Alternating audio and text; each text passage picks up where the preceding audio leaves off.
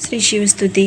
कैलासराना शिवचंद्रमौळी, फणींद्र माथा मुकुटी झळाळी, कारुण्य सिंध भदुखारी, तुझवीन शंभो मज कोण तारी. खरंच तुझवीन शंभो मज कोण तारी.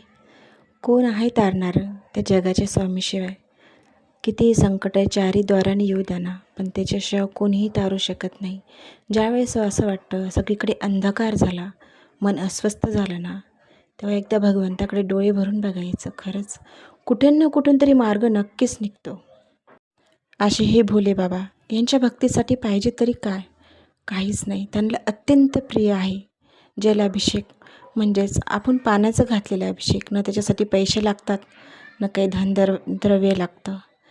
फक्त जलाभिषेक केला ना, भगवंताला जलाभिषेक इतका प्रिय आहे. जर एखादा आजारी व्यक्ती असला, त्याला ताप येत असला, त्याने जर जलाभिषेक केला तर खरंच असं म्हणतात ज्वर झाला असलेला, म्हणजेच टायफॉईड वगैरे जरी झाला असला, तो सुद्धा बरा होतो.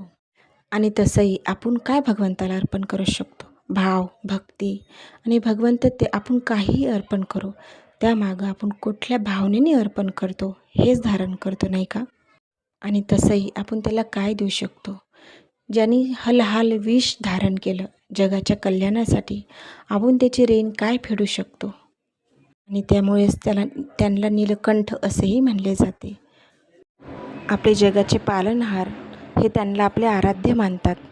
आणि शिव श्रीहरीला आपले आराध्य मानतात.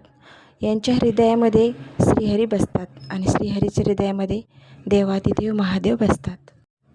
ज्यांच्यासमोर सगळं ब्रह्मांड नतमस्तक होतं, अशा शिवाला कोटी कोटी नमन. बस एवढंच आपण करू शकतो, हो ना?